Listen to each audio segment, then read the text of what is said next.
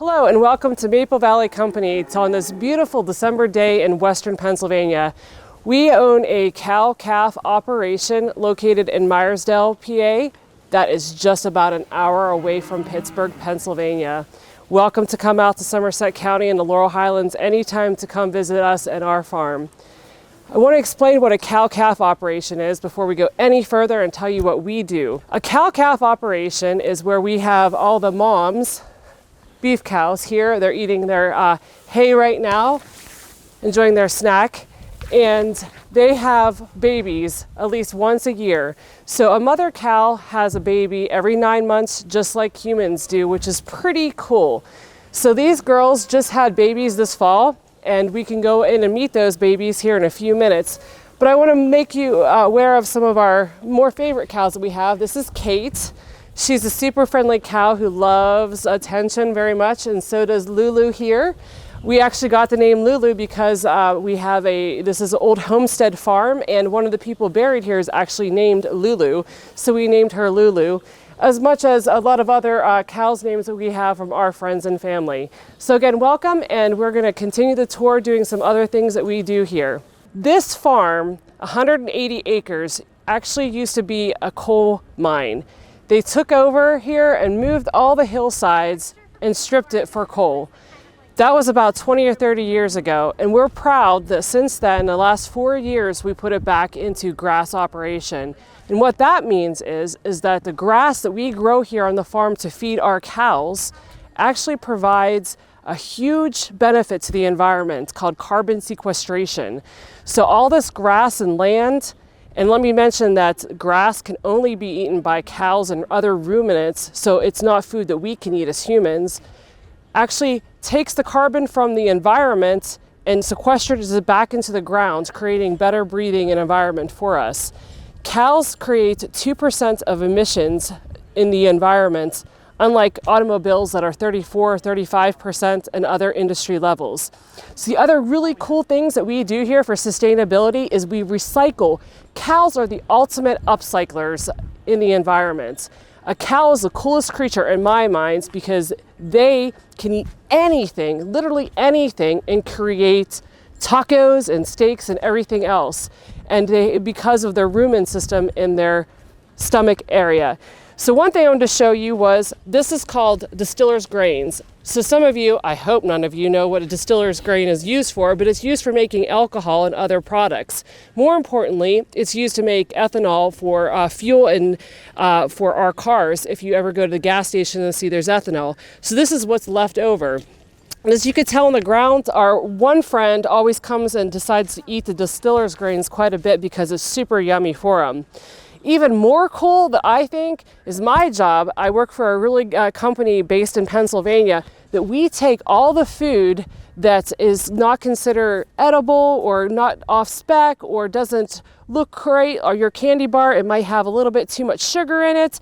We take all that kind of different feed, we grind it up, and we make a finished feed cattle product. And this stuff is like the coolest stuff because too bad you can't smell it right now, but it smells like chocolate. But you could see there's portions of all kinds of candy in here the cows just simply love. And right there that I just mushed up, that's actually a marshmallow. So how cool is that? The cows get to eat marshmallows and enjoy candy. And let me tell you, they're super excited about all the possibilities when they get to have this product and smell all the chocolate, just like you are when you get candy and chocolate for the holidays. I want to introduce you to my friend Chuck. Chuck right here is a boy cow.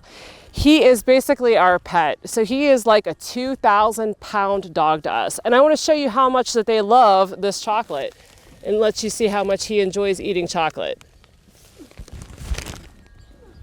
Did you know that cows can drink 35 gallons of water a day? Think about that, 35 milk jugs lined up. That is how much water, and that's how much saliva they produce too.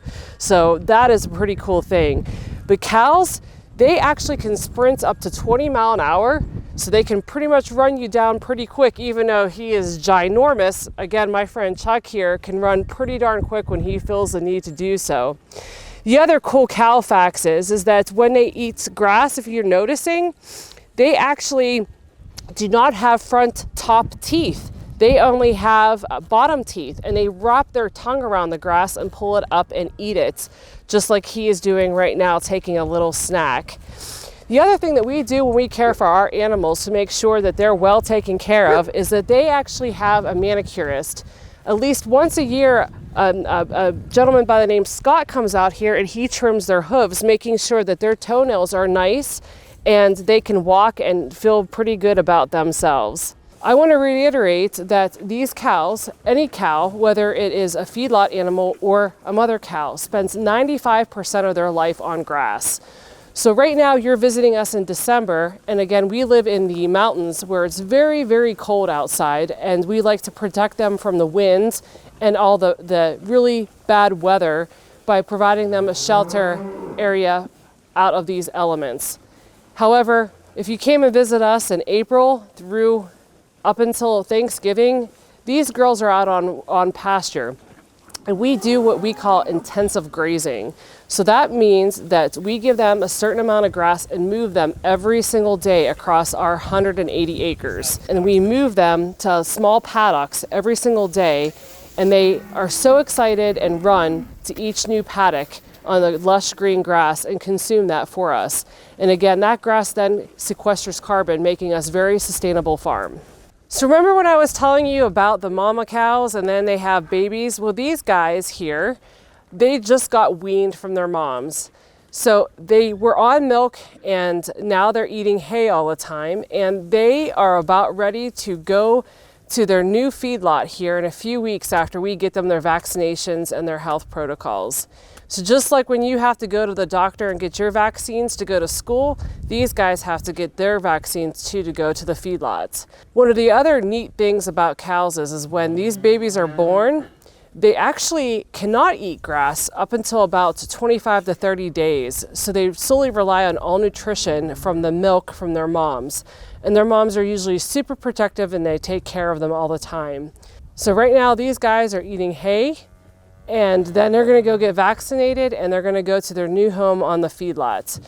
Most of these cows in here weigh probably about 500 pounds right now, and were born in May and June of this year. This thing right here is, as you can tell, has a big hole right there, and a cow can stick their neck in there, but it's protected from the wind and the rain. And what's inside is mineral. So just like you sometimes have to take vitamin and minerals for you to make sure that you have a healthy, balanced meal, our cows too need some vitamins and minerals, which we provide to them free choice in which they can come do that. And since we're standing here, I wanted to point something else out to you down here. And see this tree valley right here? This has been a project I've been working on for 3 years with the government and the State Department to put a wildlife area in.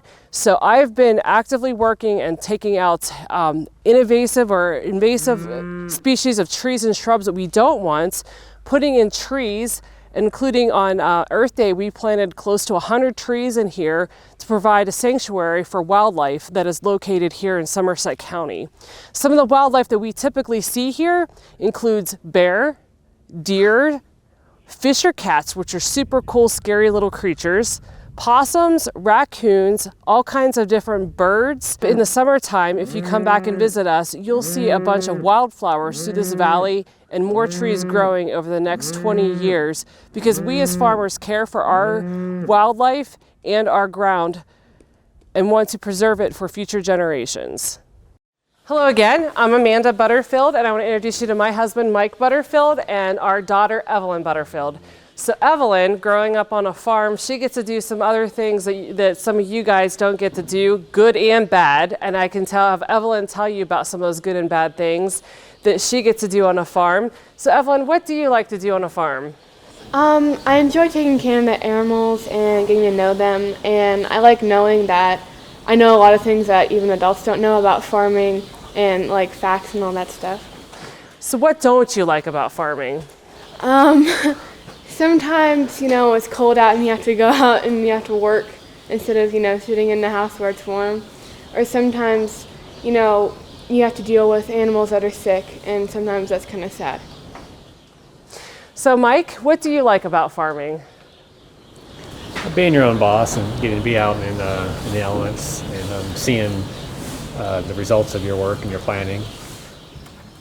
What don't you like about farming? The weather, cattle markets, everything you can't control that affects your destiny and your financial success or failure.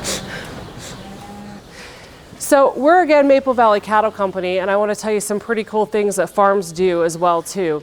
So we put together, as most farms do, a set of protocols here. We have protocols to make sure that anybody comes, our mission statement of what our farm is like and what we want to do. And we want to make sure that that we do everything that's ethically and more responsible to take best care of our cows and being a strong leader within the dairy industry.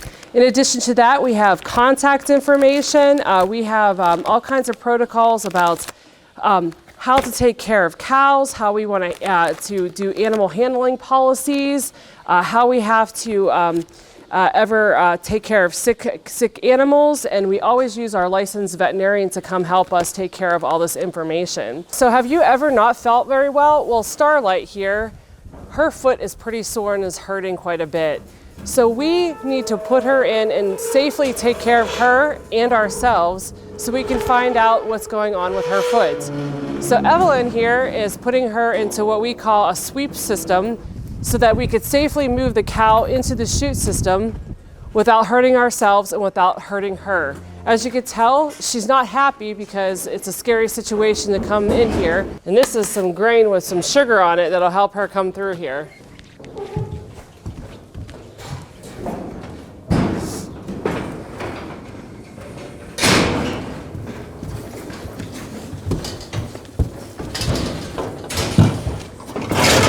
So again, Starlight here, her one foot has a bit of an infection in it.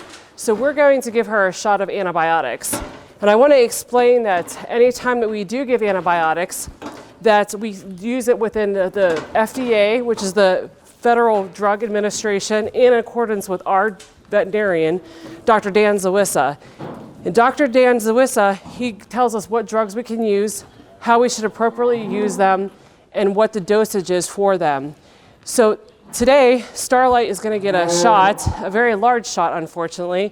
So Starlight's going to get a shot in her one portion in the subcutaneous underneath her neck, and this is going to help fix her foot. And since it's a big dosage, we want to give it into 2 or 3 different locations so we don't create one sore spot. And of course, Starlight's not feeling very well. So it's very painful. So when you don't feel well, you like to give some kind of pain relief there. And this is a really cool product where we don't have to give her a shot and we can actually just pour this on her back. So it's red to make sure that people see it. And we're going to put this on her back and it's going to absorb through her skin. So this is basically a big dose of some pain relief that we're going to give her so she's not so sore and that she's going to want to take care of her baby. Here at the beef farm, we have many different types or breeds of cows. So if you look over there, there's a black cow. That's an Angus. You see right here, this little red one, that's a Scimitar. See, there's all different types of cows. Even over there, the ones that are like white or like you could call them blonde, those are Charolais. There's also a breed called a Hereford where they're all red, but they have like a white face. Here on the farm, we use a type of identification to so we know which cow is which. So on a baby's ear tag, as you'll see, it says the name of their mother, it says the day they were born, and it says their name. Now we only name the girls, and we name the names like Sadie, Evelyn, like a name that you would have. Only the boys don't get named; they get a number. Most people don't name their cows. They use numbers for all of their cows. We're a little different. We like having the girls named. So this is an ear tagger. This is what we use to tag the baby. So we load the ear tag in here, and then it'll have all that information, and there'll be a back. And you just go like that, and you have to be very careful. You have to do it in a certain part of the ear, and it's just like getting your ears pierced, and it's just like having a big blue earring. This area is called a creep feed. If you look over there, there's that like little gate with these little holes so the moms can't get in, and that's just to give the babies a little extra boost during the winter. So they could have their own hay. Sometimes you'll even feed some grain. Just because, as you can see, it's during the winter, and usually we have them out on grass, but this just, gives them a little boost, gets them fattened up a bit, and they could have some playtime away from their mom. One thing that drives us farmers absolutely crazy is when people talk about hay and straw. So right here with the cows, and Edith is here helping me, is straw. And straw actually comes from wheat. So the top of the wheat is about this big. That's where pasta and all kinds of bread comes from that we eat. And we take the rest of the stalk, again, since we're such environmentalists and upcyclers, and use straw in not only some of our diets for our cows, because remember, cows can eat just about anything, but we also use it as a nice bedding for the cows so they stay clean and dry during the winter months. Now over here is what the baby calves are eating, some hay, and that is actually grass. So the grass in your yard, if you decided not to mow your yard, that is what the cows would eat, and as well as what Chuck you saw eating as well too. The other question that we always get as farmers is, why are cows in the barn or why are they not in the barn? And again, cows are really, really cool creatures. And as we talked about before too, about being in an environment that they produce methane. So basically when a cow farts, they let out some gas. So those gases can be not good. So we provide a big barn that has open ventilation in it so that that gas can escape both up at the top of the ceiling and in the front of there. And another really, really cool fact about cows that I absolutely adore is that since they have a 4-chambered stomach and have a rumen in it, they have a lot of bacteria, and those bacteria create a lot of additional heat. So we, as human beings, have a body temperature around 98 degrees, and cows, their body temperature is 102 degrees.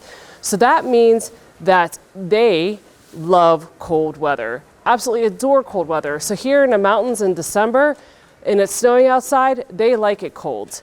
They start actually feeling heat stress around 55 degrees. So that's why it's very important to provide shade for our cows.